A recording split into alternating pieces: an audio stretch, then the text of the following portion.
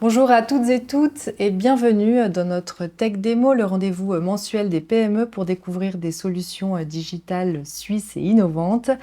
Alors j'ai le grand plaisir d'accueillir Alexandre Cachero, qui est cofondateur de Genius Counts et qui va nous présenter une solution qui s'appelle d'ailleurs Genius Counts et qui va vous permettre d'automatiser la comptabilité grâce à des solutions d'intelligence artificielle.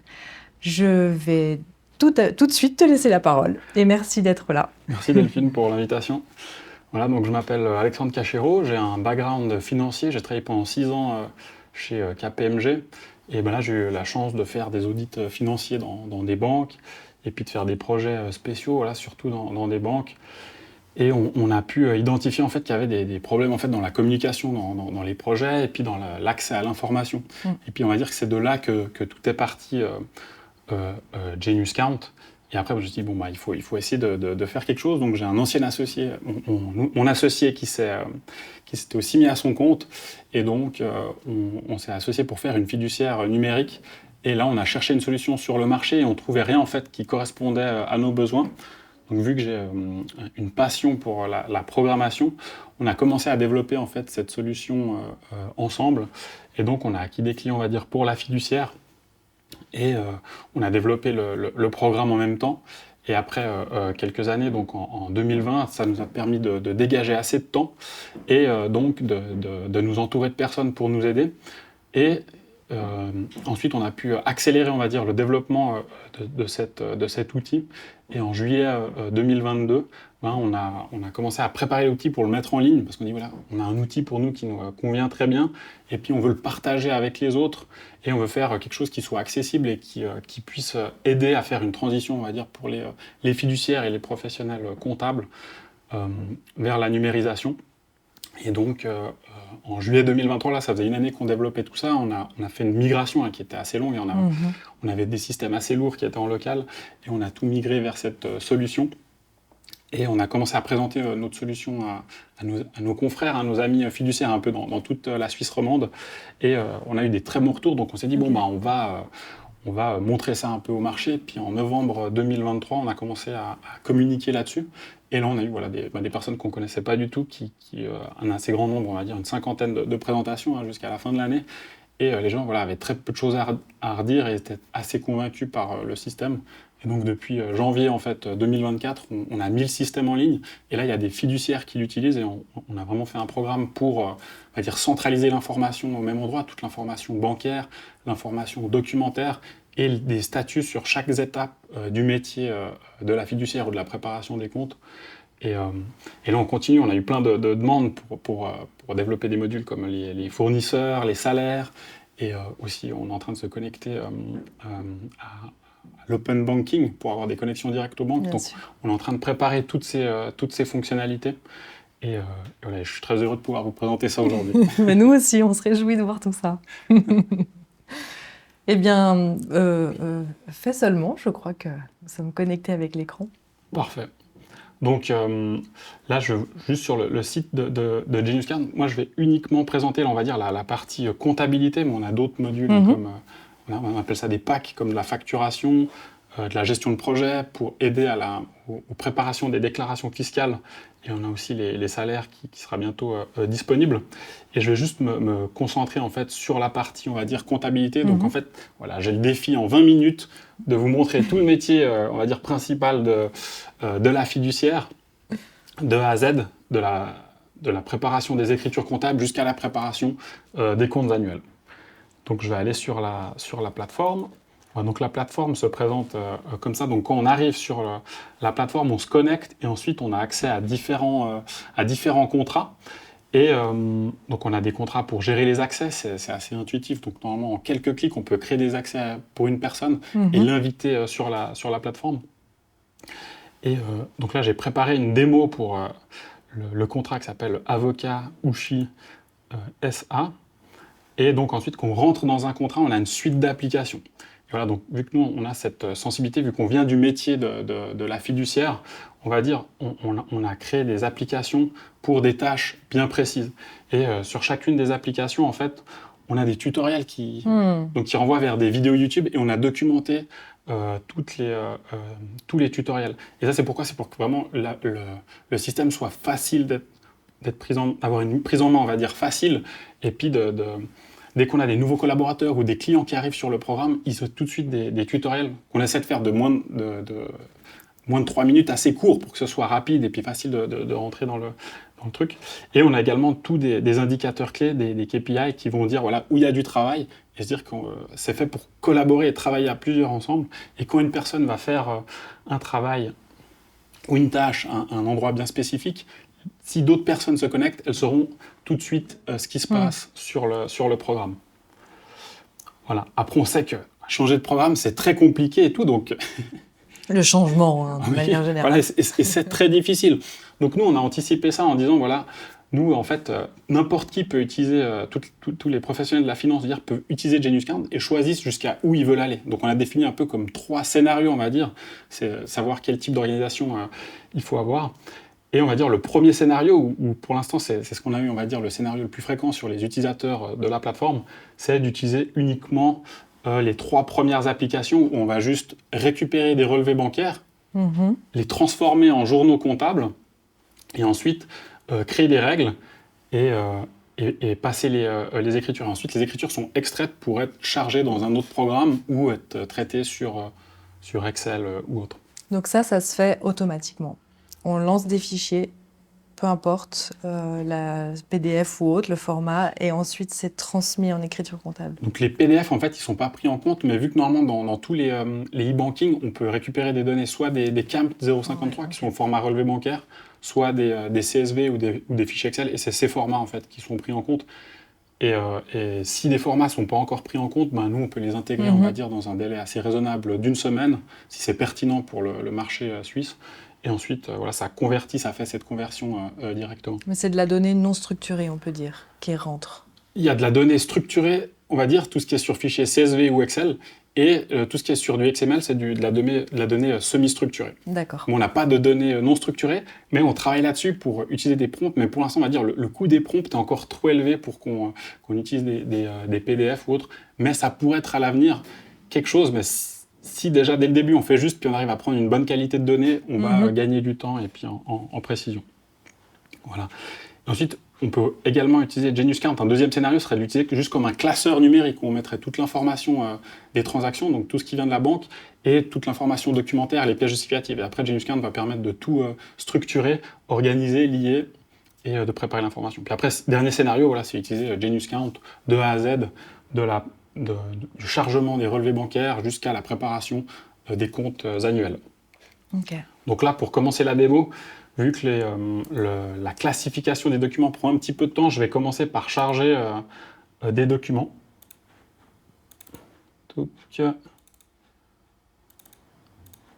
Voilà, donc là, je prends juste des PDF et je vais les charger dans la section comptabilité, vu qu'on est dans le pack comptabilité.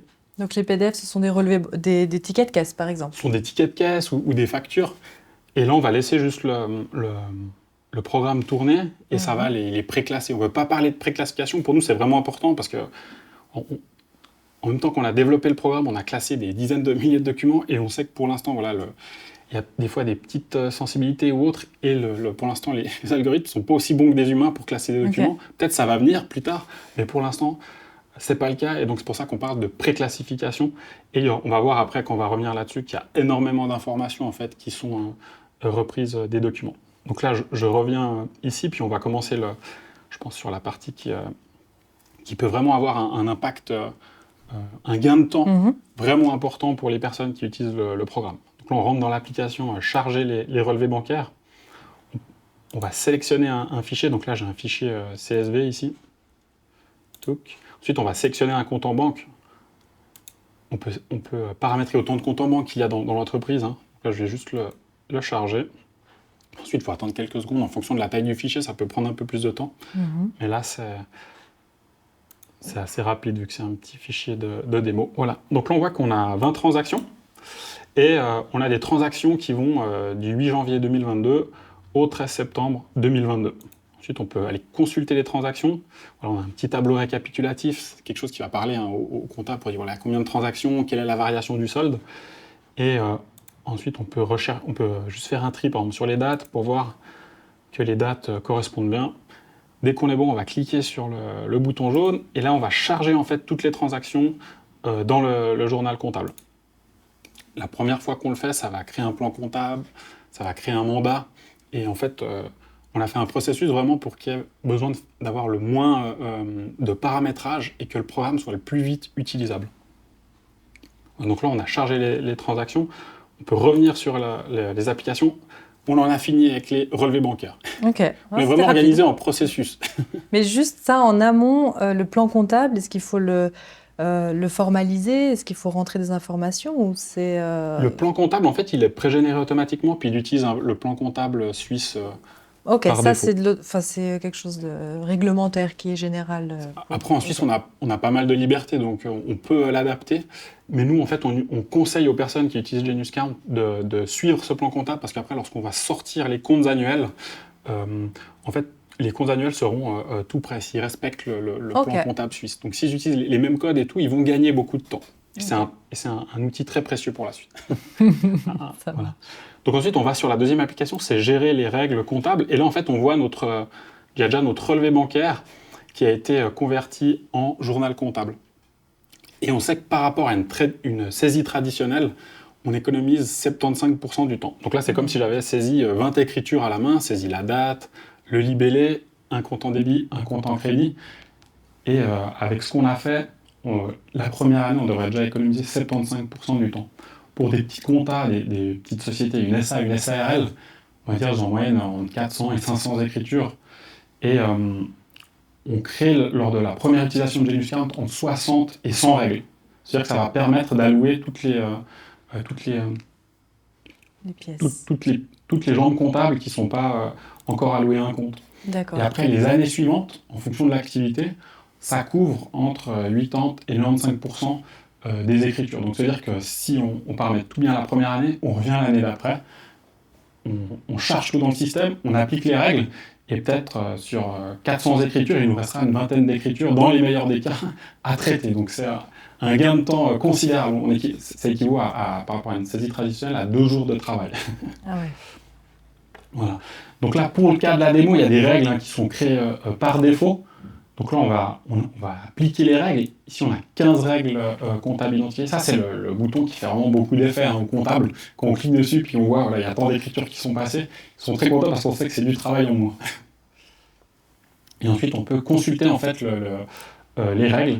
Et donc là, on a un tableau sur la partie gauche. On a le journal comptable avant application des règles et sur la partie droite après application. Donc ce qu'on voit en fait, c'est qu'on attribue en fait, c'est ces comptes 9999, on attribue un compte pour allouer l'écriture.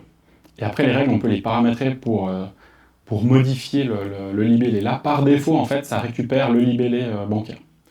Après, on peut revoir cette page, un choix, soit pour chaque écriture, valider les écritures, ou soit tout valider en bloc. Là, je vais tout valider en bloc. Voilà, donc là, je viens de passer 15 écritures comptables. Ensuite, là, il reste quelques écritures, et on peut cliquer sur la liste des règles comptables. Et là, on va demander au programme d'analyser les écritures qui restent et de proposer des règles, faire des propositions de règles. Donc là, il faut laisser tourner le système, c'est en train de charger.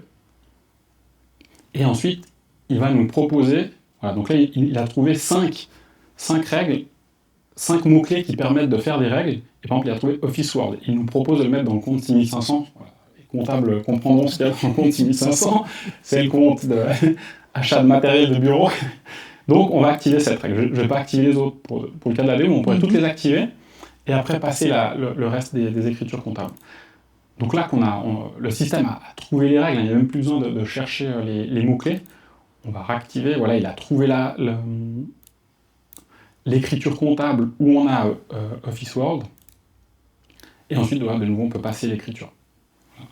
Donc je ne sais pas si vous avez vu, mais là, j'ai presque fait une vingtaine d'écritures sans rien saisir sur le clavier, c'est que des clics. Ouais, c'est assez beau. Et voilà, donc l'étape d'après, je peux vous montrer comment créer une règle. Après, on dit toujours que c'est mieux de créer une règle que de passer une écriture, parce que créer une règle, ça prend autant de temps que de passer une écriture. Donc là, je vais prendre l'exemple ici. Je vais sélectionner une écriture comptable qui n'est pas encore allouée, et je vais prendre juste le libellé, et je vais allouer dans un compte, mettre en 5890 haute charge de personnel. Voilà, là je viens de créer une règle, j'ai juste défini un mot-clé qui permet d'identifier la règle et le compte qu'on aimerait allouer. De nouveau, on va rejouer les règles en appuyant sur le bouton jaune ici avec le petit éclair.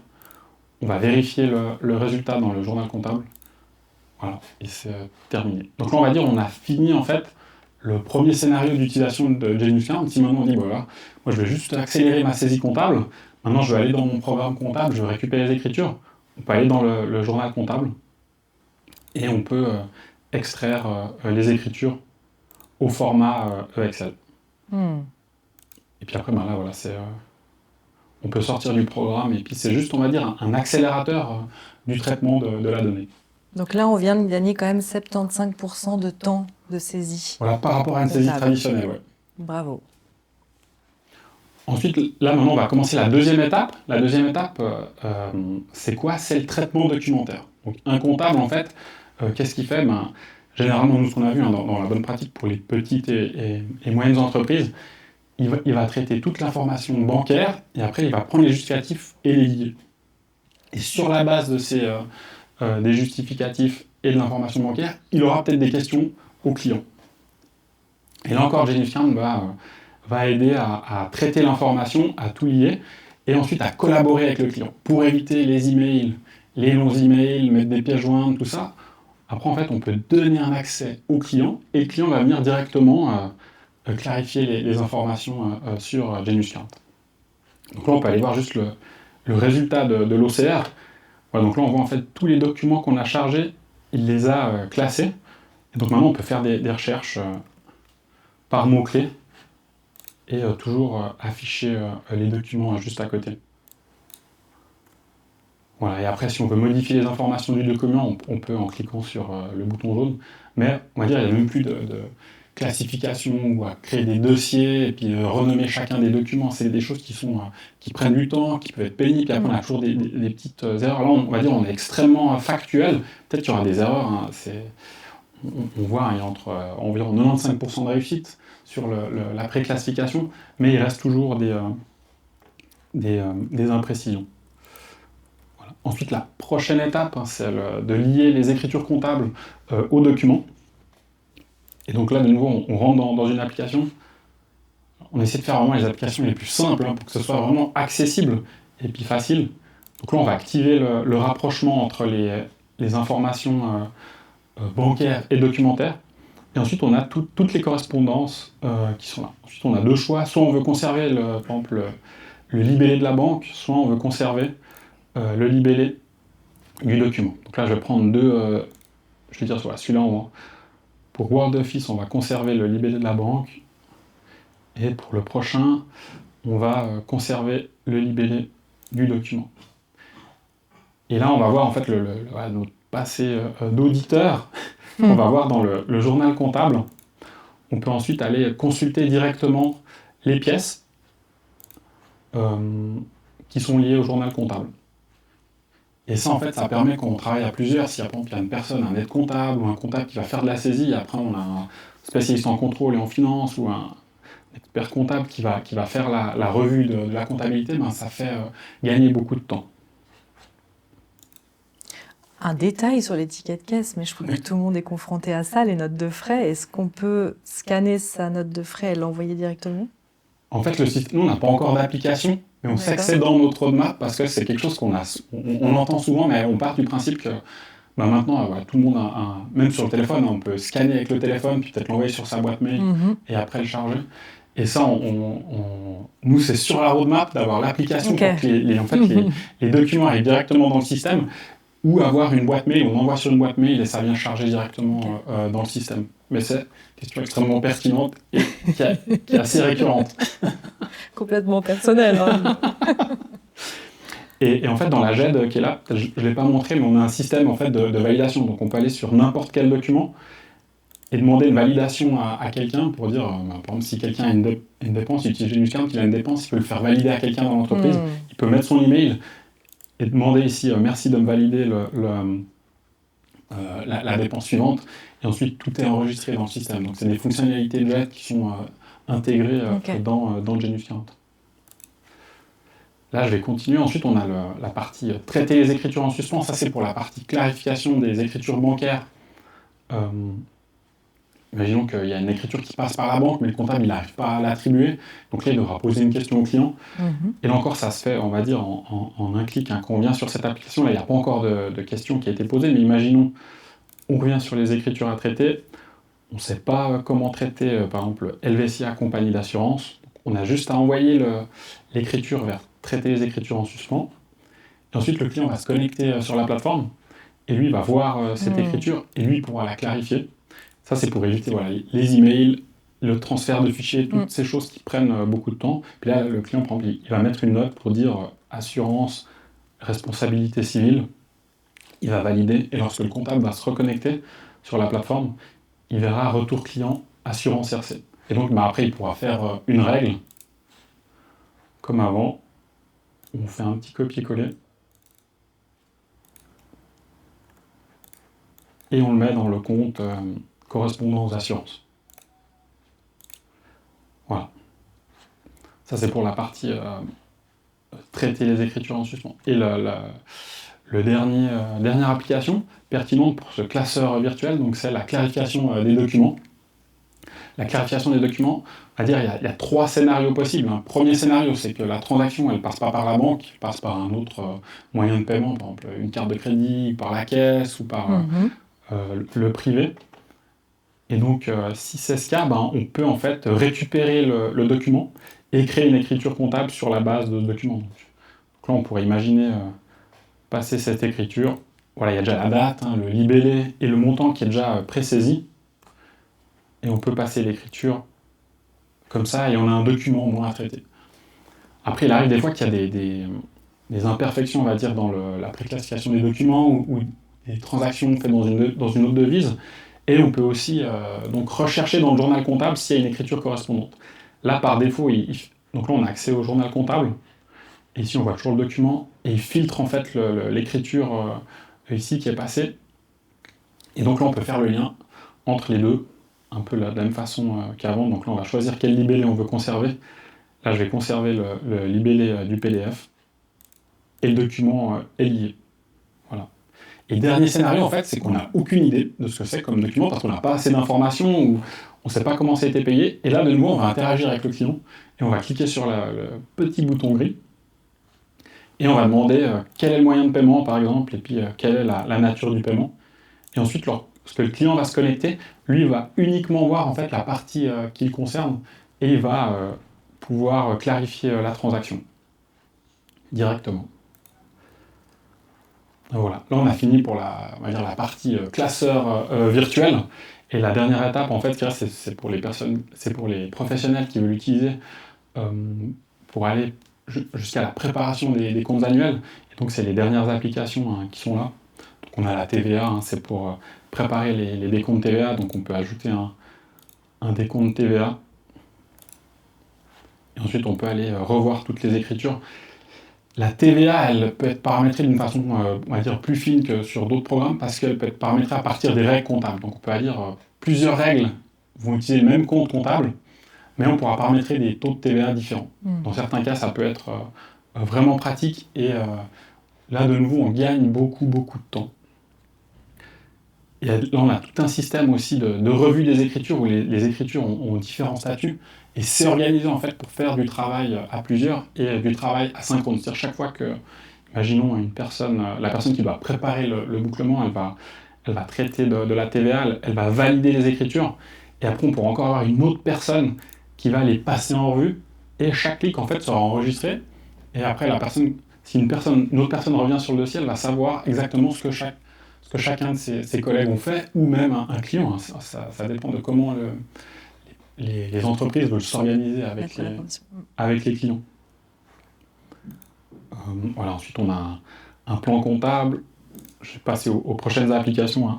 On a donc le plan comptable qui est récupéré et qu'on peut personnaliser. Là, il n'y a pas grand-chose à dire, c'est un plan comptable traditionnel. Ensuite, on a un système de réconciliation de la banque. Donc là, ça va récupérer en fait voilà, je rentre dans le jargon, hein, mais on Allez. va récupérer le grand livre et le relevé bancaire et on va rapprocher. Puis on va dire c'est le premier contrôle qu'on fait lorsqu'on boucle les comptes, c'est que les comptes comptables de la banque correspondent au relevé bancaire et on a cet outil en fait qui va nous aider à sortir ces informations. Et ensuite, si on a des différences, on peut les consulter directement à partir des premiers écarts. Et de nouveau, on a tout de suite accès au journal comptable si on veut le modifier ou retourner à la source des relevés bancaires pour identifier les écarts. Ensuite, on a une partie reporting, ça intéresse surtout les clients pour avoir une vue générale. Donc ça veut dire que c'est de plus en plus fréquent, tous les programmes ont ce type de reporting qui permettent de montrer le chiffre d'affaires, les charges et puis le résultat net et un aperçu sur l'année. Ensuite, on peut choisir les exercices comptables. Et après, je pense qu'il peut le plus intéresser, c'est pour la préparation des comptes annuels. De nouveau, c'est encore un travail qui est assez important, puis qui généralement est fait à la main et puis qui prend beaucoup de temps. Donc là, les comptes annuels qui sont là.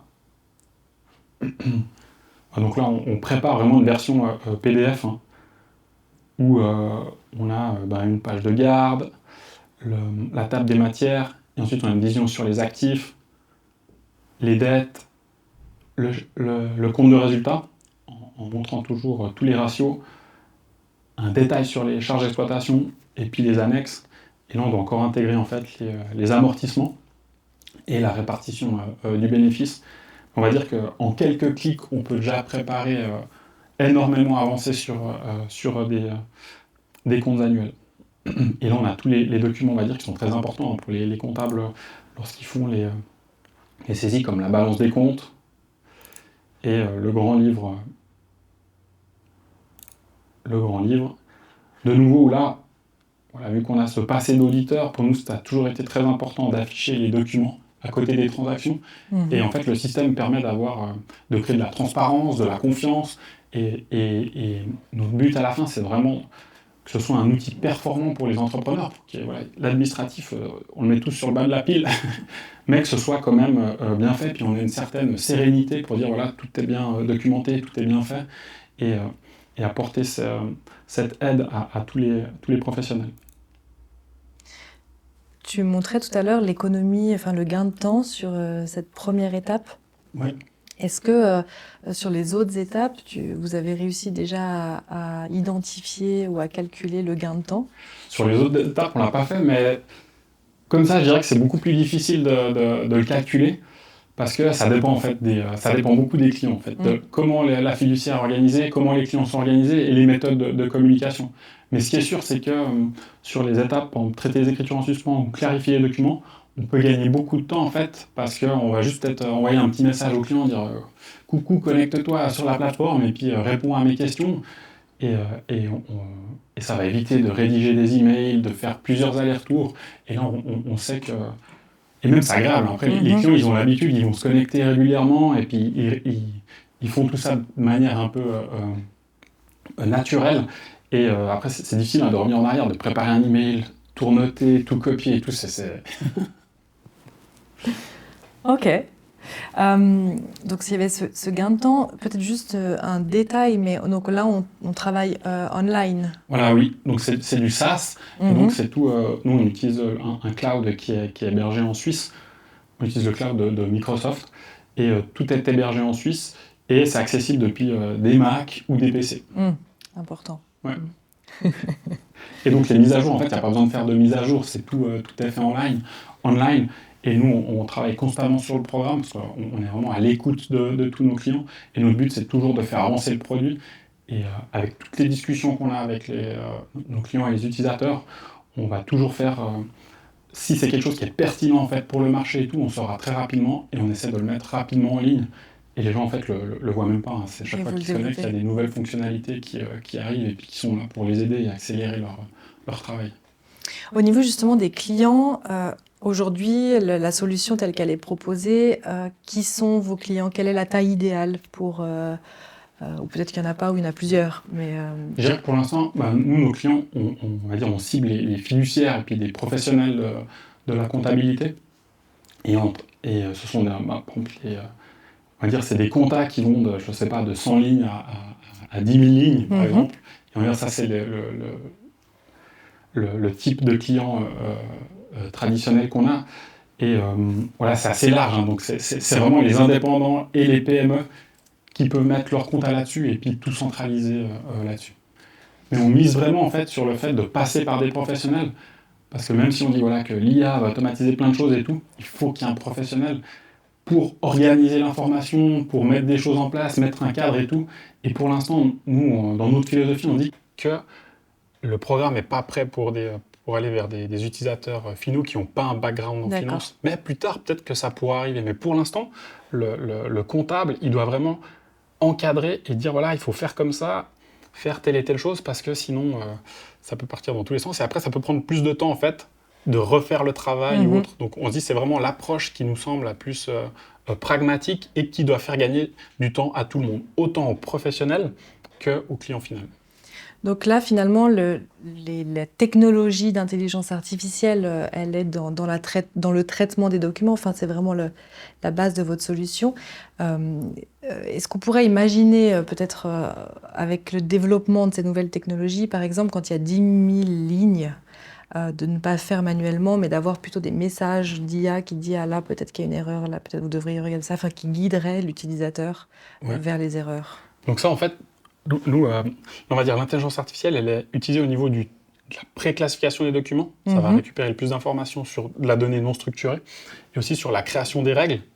Et peut-être je ne l'ai pas très bien montré, mais aussi au niveau de la TVA. Donc au niveau de la TVA, on a des petits indicateurs. Voilà, par exemple, ici, voilà, on a une petite croix rouge. Et en fait, ça nous dit, attention, le plan comptable, il a calculé un taux de TVA de 2,38 avec un montant de TVA de 2,38 francs avec un taux de 7,7. Et en fait, on voit que quand on va sur le document, il y a de la TVA à 2,5. Donc en fait, là, on va dire, il y a de l'intelligence artificielle. Le résultat de l'intelligence artificielle est croisé avec les données comptables. Et ça me dit, attention, là, il y a potentiellement quelque chose à faire. Il faut juste revoir cette écriture. Contrairement à une autre écriture, on a un petit vu parce qu'il y a le document qui est ici. Et là, on a un bon taux. On a le taux TVA de 7,7 et un montant de 10,52 qui correspond bien au document. Donc on va dire cette partie est déjà intégrée. D'accord. Et vu qu'on a déjà en fait modélisé tout le métier fiduciaire de A à Z pour les petites à moyennes entreprises, ce qui va arriver, nous ce qu'on pense, c'est dans les 2 années qui vont suivre, c'est qu'on pourra juste déposer un relevé bancaire, des pièces, et le programme va tourner, et ensuite dire « Ah, ça, c'est la liste des documents qu'il faut valider. C'est la liste des transactions bancaires où on a un doute, on a un intervalle de confiance, on va dire, qui n'est pas suffisant. Et les personnes vont uniquement traiter les exceptions. Et après, vu que le comptable, quand il book ses comptes, il fait tous ses contrôles sur les balances des comptes, sur le grand livre, il sera guidé en fait par ce que tu viens de dire. Vous êtes déjà dans cette voie-là et les développements technologiques accompagneront le développement aussi des services que vous proposez. Oui, voilà, c'est ça. On va parler de coûts, si ça ne te dérange pas. Ouais. Combien ça coûte? Parce qu'on a très envie de l'avoir. Donc nous, en fait, quand on a fait Genius Count, on a voulu vraiment faire quelque chose d'inclusif.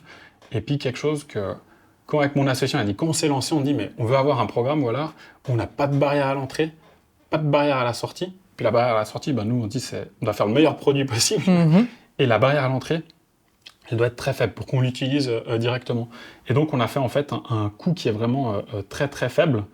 Donc en fait, si on veut juste utiliser le pack comptabilité, chaque utilisateur devra avoir une licence à 4,90 francs par mois. Donc je vais faire un exemple. Imaginons une fiduciaire ou un professionnel qui veut prendre une année de licence pour accéder au pack comptabilité. Donc il va prendre 12 licences. Et ensuite, s'il a, on va dire, 4 comptabilités à tenir de petites entreprises, il va prendre 4 packs.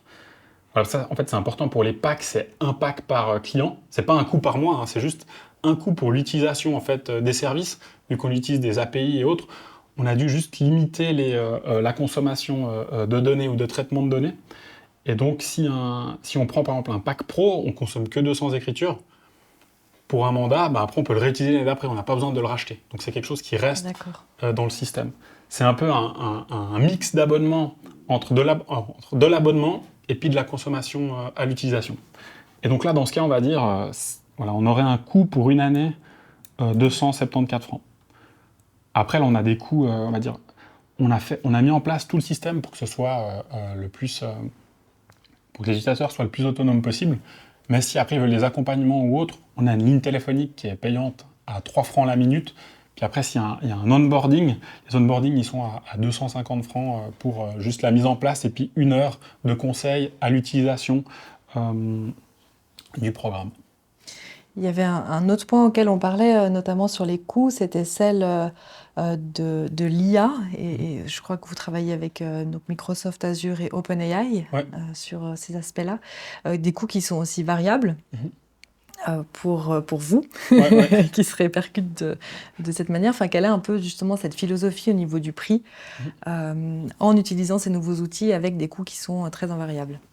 Alors là, nous, c'est ça, en fait, la philosophie, on essaie de garder les prix le plus bas possible. Le but, c'est que nous, ce qu'on a envie, c'est qu'il y ait le plus d'utilisateurs qui utilisent le programme pour ensuite avoir le plus de retours d'expérience et avoir le programme, on va dire, le plus pertinent pour un métier, pour vraiment aider à numériser le métier comptable. On va dire que c'est un métier qui est assez...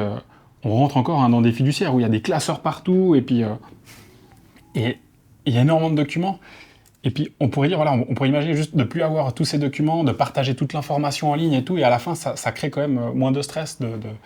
On va avoir accès à l'information, on ouvre juste son ordinateur, on va consulter les documents. Et ça, c'est vraiment l'objectif qu'on a. Et donc, nous, sur ces coûts, en fait, c'est pour ça qu'on a un peu ce modèle de prix qu'on ne comprend pas du premier coup, qu'on doit expliquer. Et puis, en fait, les coûts d'utilisation de ces API sont compris dans les packs qu'on retrouve ici. Et c'est pour ça, en fait, on part sur des packs, on va dire, où à partir de 9 centimes l'écriture, et on est environ à 30 centimes le document. Mais après, ça, en fait, c'est vraiment c'est l'appel d'offres sur le marché. Mais si après, on a déjà les demandes des fiduciaires, on dit non, mais ça fait beaucoup de manutention à acheter les packs, les utilisateurs, tout. Nous, il n'y a pas de problème, on peut faire un contrat directement avec votre entreprise et on vous fait un pricing unique. Et vous allez payer chaque document que vous allez utiliser et chaque transaction que vous allez passer, avec des taux plus bas que ce qui est affiché ici. On paye à l'utilisation, finalement. Exactement. À l'utilisation, puis il y a toujours ce côté accès des utilisateurs. Tu parlais d'API. Ça, c'est l'interconnexion de tous les logiciels. C'est un grand enjeu, je sais pas comment le défi plutôt. Avec qui vous êtes connecté? Quelle est un peu votre ligne là-dessus Donc nous, on a des API, c'est principalement nos propres API qu'on a fait, nos modèles qu'on a fait pour traiter l'information bancaire, pour récupérer les documents, extraire les informations, puis ensuite les mettre dans la base de données.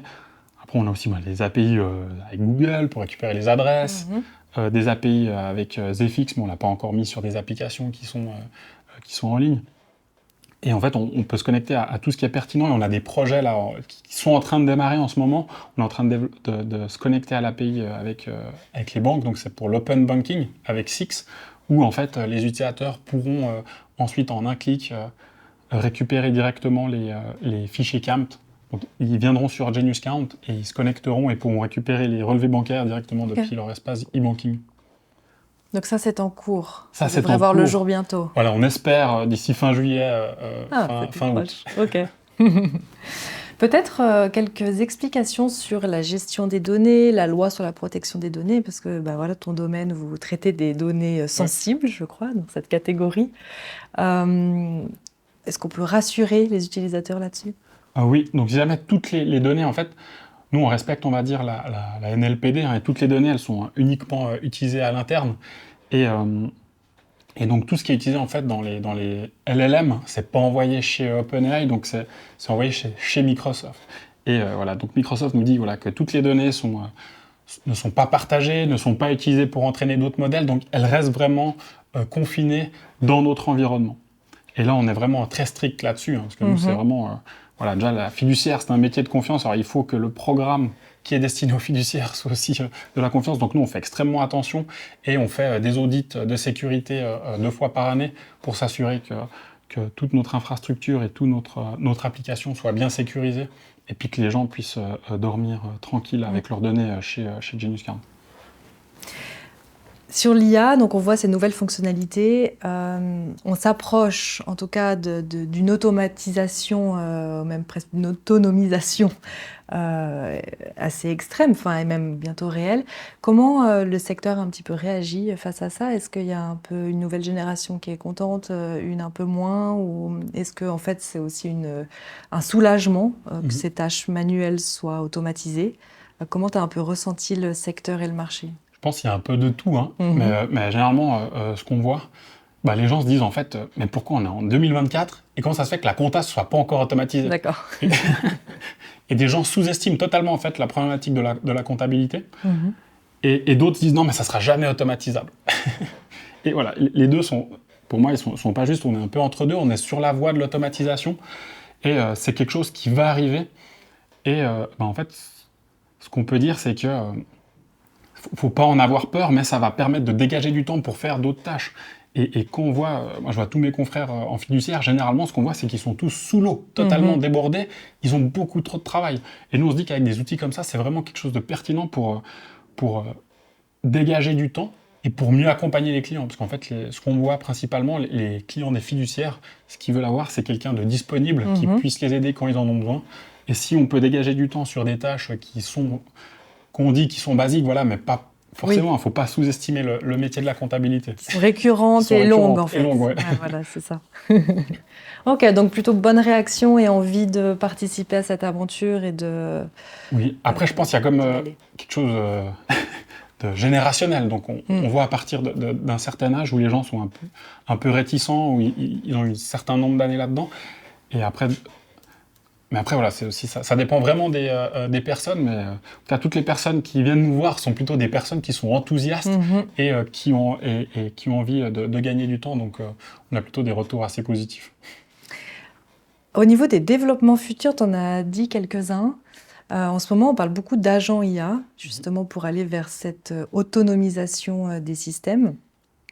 Est-ce que c'est quelque chose que vous avez déjà réfléchi? Est-ce que c'est des développements moyens ou long terme qui sont visés? Donc là, c'est des développements, je dirais même, plutôt à court terme, parce que d'ici la fin de l'année, on travaille déjà sur des modèles de RAG, donc où on va alimenter en fait nos propres modèles avec les données.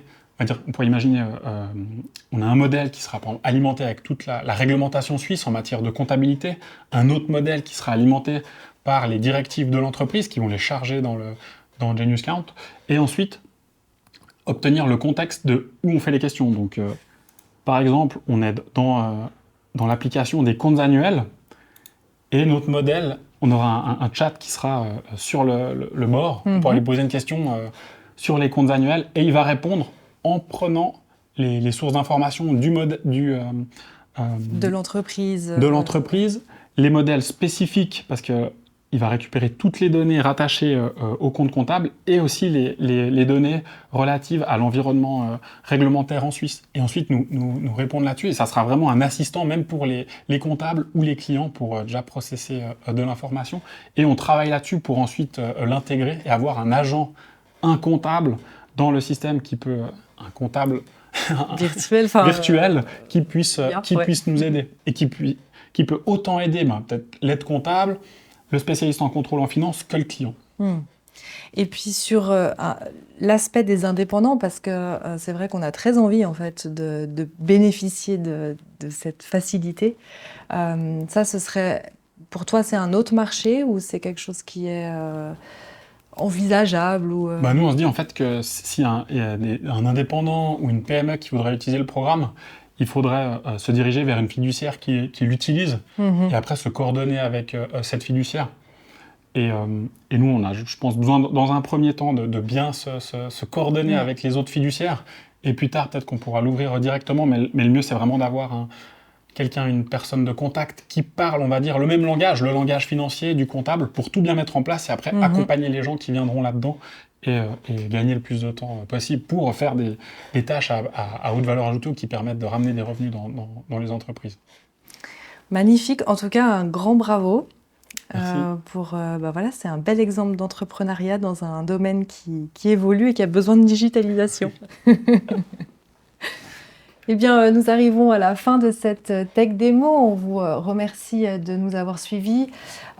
Si vous souhaitez contacter Genius Count, vous trouverez toutes les informations sur le site web d'Alpacity. Vous pouvez aussi nous écrire ou écrire directement à Alexandre ou ton équipe.